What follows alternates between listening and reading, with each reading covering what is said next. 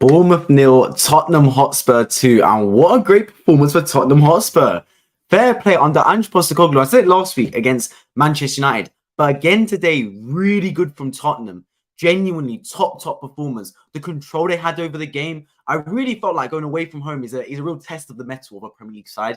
Because no matter who you go away to, it's always going to be a tough game. But Spurs went away to Bournemouth and won 2-0. And it's not just winning 2-0 that's significant. It's the way they won that football match. Because under Antonio Conte in previous seasons, under Jose Mourinho before, Espirito Santo, they may have won these games, but they would never won it in the manner they've won it today under Ange Postecoglou. In the manner in which they had a firm grasp over the proceedings. It was Tottenham dominating the ball. It was Tottenham dominating the chances. And it was Bournemouth living off scraps. It was a performance that you would expect from an Arsenal or a Man City in terms of level control that they had over the football match. And so for that, I give Tottenham the utmost credit. I thought they were absolutely fantastic today. I labeled this video Maddison Masterclass, and he deserved it. He was man of the match for me. What a top performance. When he's getting on the football, good things tend to happen. I always say this, right?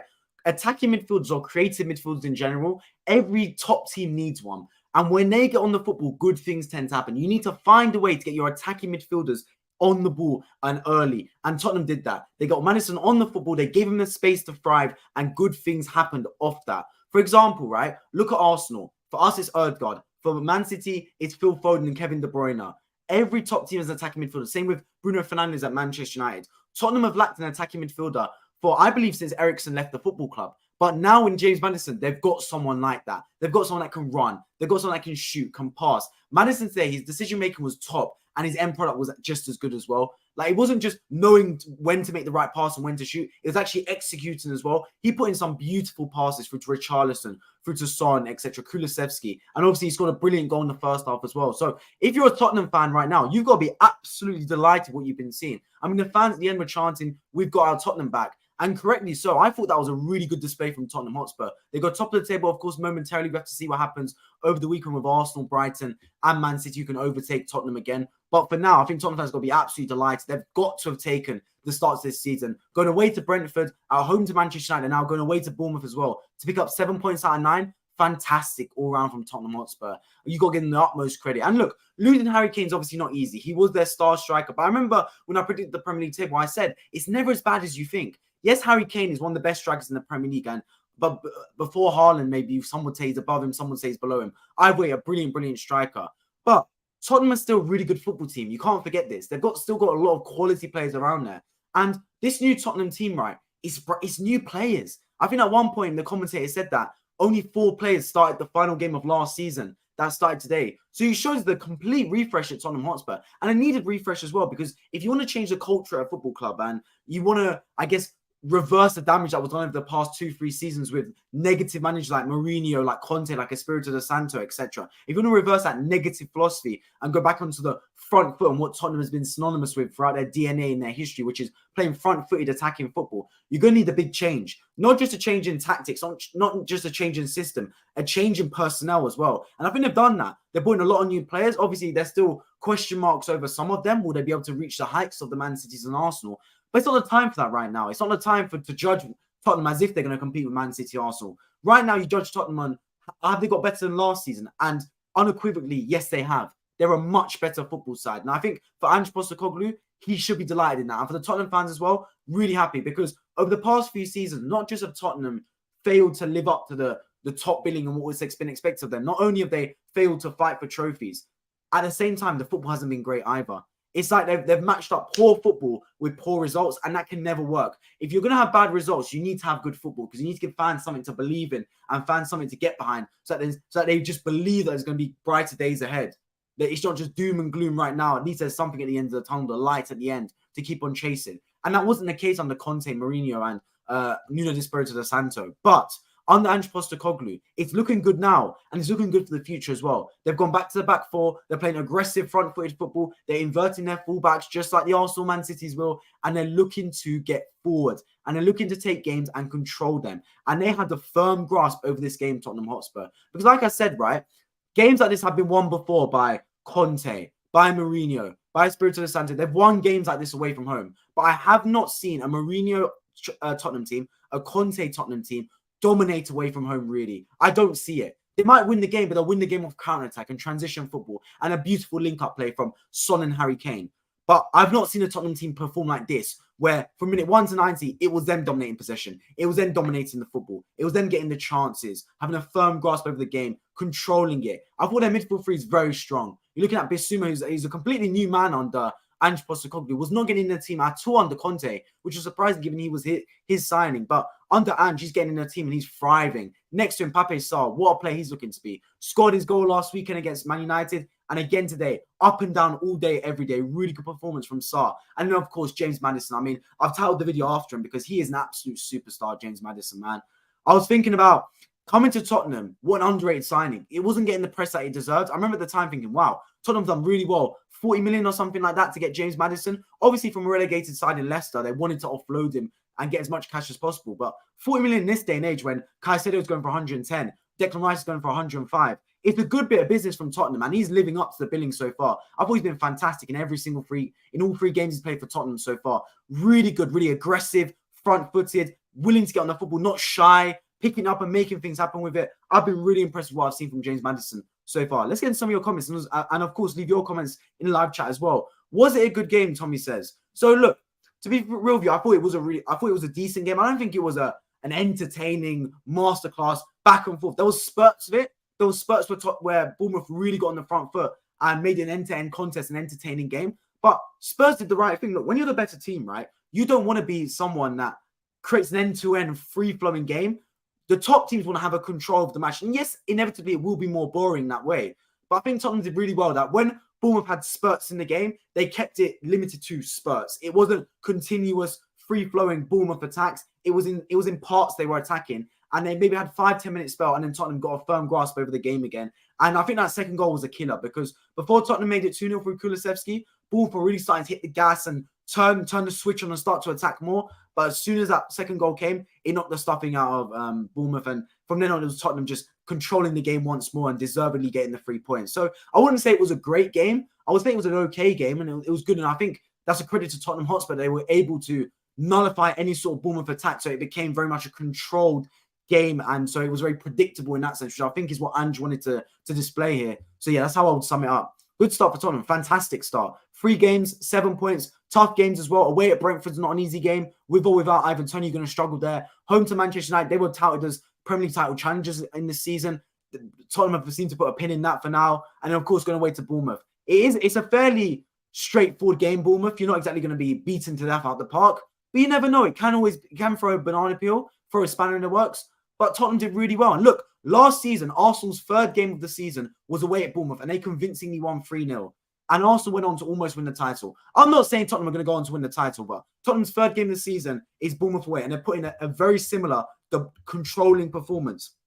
And what will be really pleasing for Ange Postecoglou, right, is in their last 2 games, they've won both matches, and both matches they've got clean sheets as well. What have I always told you guys, right? It's not just results. Clean sheets are your bedrock. If you're a team that does not concede goals, you are looking good because that is your foundations. That is your bedrock that you can just build upon going forward. So I think Tottenham done very, very well to be able to not concede any goals in their previous 2 games, especially against Manchester United and again today away from home. If you get clean sheets away from home especially, that's a really good sign because away from home, you're going to be under the cosh inevitably. It's very rare you play away from home, and for 90 minutes is an easy game. It doesn't really happen, to be honest with you guys. So the fact that Tottenham were able to go away from home and limit Bournemouth to half chances. I can remember one time where I sat there and went, wow, how did Bournemouth not score here today? So it was very much half chances from Bournemouth in that respect. I think you got to give them a world of credit, to be honest with you guys. So I think Tottenham have played really well today. 2 clean sheets, 4 goals of their previous 2 games, 7 points out of 9, and just really got to be liking what you've seen. And equally, the Spurs fans have got to be really delighted with what Tottenham are doing. They've got their Spurs back there singing, and I can't take that away from them. They've been very, very solid, Tottenham Hotspur. I think Leicester will go straight back up. Yeah, I agree. I think they probably will, right? Because Leicester have got the qualities to come back up to the Premier League anyway. It was a shock when they went down. Are Bournemouth in your picks to go down? No, not at the start of the season. To be fair, though, I did say, right, there's a good 6, 7, 8 teams that are going to be flirting with relegation this season. I think there's a clear distinction between the bottom half teams and the top half teams. I picked Luton, Sheffield United, and Nottingham Forest to go down as the 3rd team, but equally, it could be Bournemouth. It could be Bournemouth, it could be Wolves, it could be Everton. You don't know. It could be Crystal Palace. Who knows? There's so many teams flying in and around the relegation positions that genuinely anything could happen. I've given Bournemouth the benefit of the doubt just based off the quality they showed last season under Gary O'Neill, but a new manager's in now, and I did think it was a shock at the time to sack Gary O'Neill. I thought he did a brilliant job at Bournemouth. Obviously, he's gone to Wolves now. Let's see what they do. But they're brought in a new manager, and with any new manager, it's going to take time to adapt. And he wants to play really front-footed style. I understand that in the Serie A, his team was one of the most fast and furious frenzy teams out there. They were just attacking, frantic in that sense. So is that going to translate positively to Premier League? We don't know. I remember Bielsa's Leeds United side were very frantic. And obviously, it worked for them to stay in the season for one league. Sorry, stay in the league for one season. But in the season after, they dropped straight back down. So you've got to look at it from two sides of the coin there. It's good to play really front foot attacking style. And I think Bournemouth displayed that today. But at the same time, you don't want to be a team that is consistently, right, just being too open at the back and being easy to beat. And that's always been synonymous with Bournemouth. Bournemouth have been a really nice side by the seaside. But they've always lacked a real edge to them. Whereas I feel like other teams towards the bottom have always had some kind of edge. Now, whether it is being physical, whether it is being rough or aggressive, Bournemouth have always lacked a little edge, in my opinion. And they've done really well to stay in the Premier League for the seasons they have. And even coming back up to the Premier League to survive, they go back down to Championship and shoot straight back up. They've done really, really well. They might struggle this season. But look, there's time. It's a 38-game season. Just like I reviewed Luton yesterday, it is going to be a long 38-game season. They've got a lot of time to fix it. So if you're Bournemouth, this ain't the time to panic. Obviously, this isn't the ideal result, but look, you played Tottenham today, you played Liverpool last week, you played West Ham the first game of the season. These aren't easy fixtures. You still got a lot of games to play, and where Bournemouth season will be decided is not playing Tottenham, it's not playing Liverpool, Arsenal, Man City, it's playing Luton, Sheffield United, Burnley, Everton, teams like Nottingham Forest. That's where your season will be decided if you're at Bournemouth. I followed Andrew at Celtic for him personally. I hope he does well. He seems a humble man. Yeah, I'm a really big fan of Ange Postecoglou, really big fan. Obviously, he came from Brisbane as well, right? In Australia, he managed there. Then went to Celtic, did really well at Celtic. And now at Tottenham. When I look at managers, right, the first thing I look at is forget tactics, forget the team selection, forget results. The first thing I look at when a manager comes through the door is how they hold themselves. And Ange holds himself to very high regards. He's got a lot of respect for himself. He's got a lot of respect for the players. And I always have to respect that. When a manager, I have a lot of confidence in the manager. They have this little aura. And I think Ange has that like self-confidence, that respect for the club, the way he holds himself, the way he talks in the press conferences. I have a lot of respect for Ange Postecoglou, who's doing at Tottenham right now. And I wish him the absolute best. Obviously, as an Arsenal fan, I don't want Tottenham to do well. But from an outside point of view, if I put my neutral hat on, I wish Tottenham the absolute best. And for the Tottenham fans, that obviously being born and grown up in North London, right? I'm around a lot of Tottenham fans, just like I'm around a lot of Arsenal fans, etc. And for Tottenham fans, I felt for them because in the previous seasons, under Nuno Espirito Santo, Mourinho, and under Conte as well, the performances have been dire to the point where you do not want to watch Tottenham Hotspur. It's one thing if you're not getting results and not winning trophies, but you're pairing that up with a lack of intensity, a lack of footballing ability, really. Players that are not really playing for the badge. And it was very much at times a Harry Kane and Heung-min Son two-man show. The rest of the players weren't really pulling their weight. And it was toxic around the football club. I think most Tottenham fans would admit that. Now with Ange Postecoglou, it's like a hard reset. It's like everything's just been ripped up and started again. And I said Tottenham needed that. I remember last season reviewing a lot of their games and saying, look, whoever Tottenham brings as a manager, reset it all. Start from ground zero, ship out a lot of players. I was calling for Hugo Lloris to go, etc. Players like that. Davinson Sanchez go. Obviously, I believe he's still around the football club temporarily. But you needed that if you're Tottenham Hotspur. A complete reset. You tear it all up and start again. And I think they're doing that. Look, as the commentator said earlier in the game, right? Tottenham, the players that started this game, only 4 of them started their final game of last season. So it shows the reset that's happened around Tottenham Football Club. And I think it was needed. And for Ange, I think he's got to be delighted with what he's seen. The fans obviously delighted as well. They were chanting at the end, we've got our Tottenham back.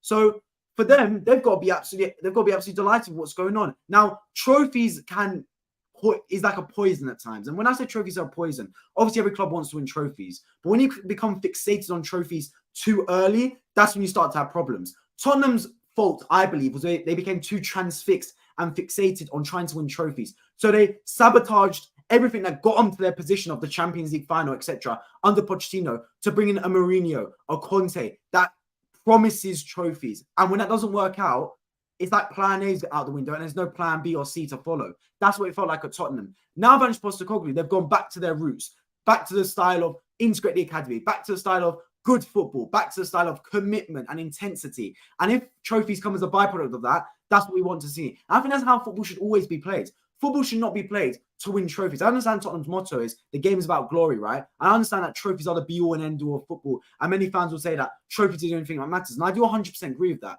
But You will never ever win a trophy if you just focus on trophies. That's not how it works. You focus on your football and then trophies become a result of that. Man City won the treble last season, and they won the treble because they were the best team in Europe by a country mile. They didn't win the treble just by winning the treble, just by going, we want to win the Champions League, Premier League, and FA Cup. They won the treble by focusing on their football and by playing really dominating stuff, controlling matches, and putting teams to the sword. And off the byproduct of playing really good matches and having a really good squad and having intensity and blowing teams out the park, they won trophies off the back of that. When Man City won the Premier League, no one could doubt their ability. When Man City won the Champions League, no one doubted their ability. And that's always been the case in football. It's very rare teams win a trophy, especially the Premier League, and you sit there and go, wow, they didn't really deserve that. How'd they win the Premier League?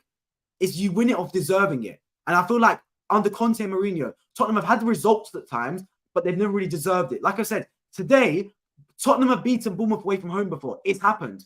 But have you ever seen Tottenham beat Bournemouth away from home in this manner, where they control the match, where they dictate possession, where they're the team that's making chances happen and they're limiting Bournemouth to very few chances on the counter-attack? Normally, it's Tottenham the team to counter-attack. Normally, it's Tottenham to play off the transition. But today, they were the ones that were keen to imprint themselves on the match and really put the ball in their feet and get forward with it. So I really have to give them the utmost credit, and Andrew's done an absolutely wonderful job so far. Can't believe Bournemouth did that.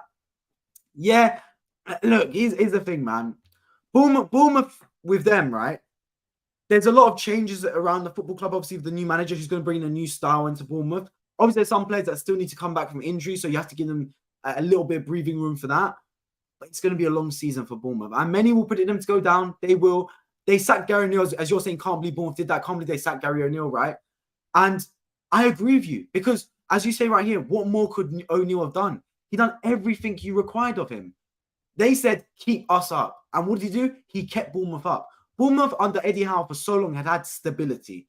That was the name of the game, just stability. Obviously, Eddie Howe went and they had a little bit of turbulence, but Gary O'Neill came and he just steadied the ship. Obviously, with Scott Parker, it didn't really work out for him. Obviously, the 9-0 loss, I believe it was, to Liverpool, start of last season, really was the killer blow for him. And that's a bad look, losing 9-0, right? But with Gary O'Neill, he steadied the ship and he got them to finish 14th or something crazy like that. Genuinely, finishing that high is amazing for a Bournemouth, a team that was touted to go down and get relegated by the majority, if not all, of the people that talk about football. So for him to stay up with Bournemouth is absolutely fantastic. So for him to then get sacked from that, I'm not sure what they were thinking. It's just like when Leeds sacked Bielsa, right? And then they went on to sack Jesse Marsch. Sometimes teams get a little bit ahead of themselves. They get cold feet and they just make the wrong decision. They're very rash. When sometimes you need a patient head, because patience obviously at times isn't the right decision, but at times also it is. And what you get paid big money to do is make big decisions. A CEO of any company, whether you're running a football team or running a multi-million corporation, you're paid to make big decisions. And I believe the Bournemouth board messed up with this decision. They should have kept Gary O'Neill in charge. That's just my opinion, and gone from there. But look, it's one of the things in football. Obviously, who knows, by the end of the season, we could be proved right and vindicated if Bournemouth stay up. But if they don't, everyone will look back to the start of the season and go, why did you sack Gary O'Neill? That's just my thoughts on it. But yeah, look, Bournemouth obviously lost today, and it's a home game. You never want to lose your home games. But I think you also got to look at Tottenham and understand that Tottenham really came and played to their best ability today. Let's see. I want to see Tottenham's fixtures actually going forward. Tottenham Hotspur fixtures. Because obviously their start season hasn't been easy, I'm going to say, but it's not been the hardest. So they then go to play.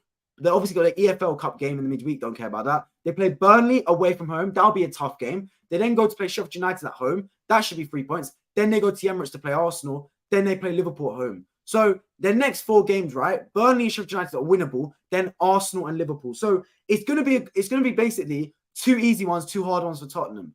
But let's see what they come with it. Obviously, if you beat Burnley and beat Sheffield United, you go to the Emirates with the best form in your life if you're Tottenham Hotspur. And you need that because then the pressure's on Arsenal as well, because Arsenal expected to beat Tottenham, especially at the Emirates. So if Tottenham can go there, a ground they've not won at in God knows how long. I think the last time they won was when Yunus Kabul scored in like 2010. They won 3-2 or something like that. So for them to go in the Premier League and win there, that would be a massive statement. I don't think it will happen, but you never know. You never know. Maybe this could be a good season for Tottenham. Nobody apart from their fans expects much from them and just play some good football. Yes, exactly. See, I think Tottenham are doing really well. And a lot of people at the start of the season expected very little from Tottenham Hotspur. But having watched their first few games, I'm really enjoying what I'm seeing from them. As an Arsenal fan, I'm with a neutral hat on, I'm really enjoying what I'm seeing from Tottenham. And another big bonus is, right, Tottenham have got no European football. No Champions League, no Europa League, no Europa Conference League. Meaning Ange Postecoglou has got maximum time on the training ground every week to instill his philosophy on the players. And it can help. Trust me, guys, it can. When Arsenal almost made the Champions League under Arteta in his first, not his first season, you know what I mean? That season where they documented it, the all or nothing, right? They won in Europe at all that season, and it really helped them because they really started to click on the training ground. And lo and behold, the season after, they kicked on and almost won the Premier League.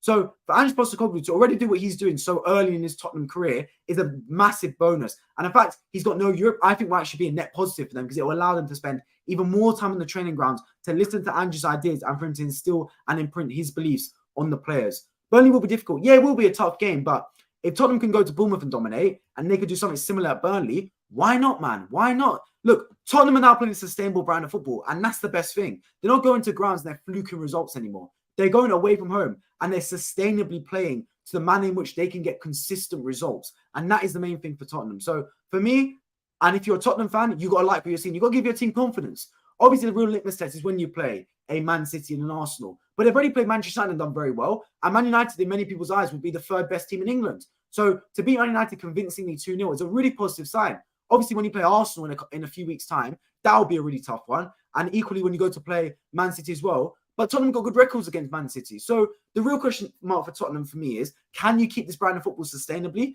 If you have a couple of injuries, can you still keep playing to the same ability? Because obviously, Destiny Udogie's come off the pitch now. I thought he was fantastic at left back for Tottenham in his first 3 games. Will Ben Davies be able to compete? If you lose a Bissouma, will you be able to compete in there? Bentancur has to come in and do a job. Same with Højbjerg. If you lose a Maddison, will you be able to compete? That is the question mark for Tottenham because right now their team looks good. But have they got the squad depth to compete? Have they got the ability to keep this run going over sustainable periods, not just 1 month, but multiple months? That's going to be the question mark. But so far, the signs are very good for Tottenham Hotspur.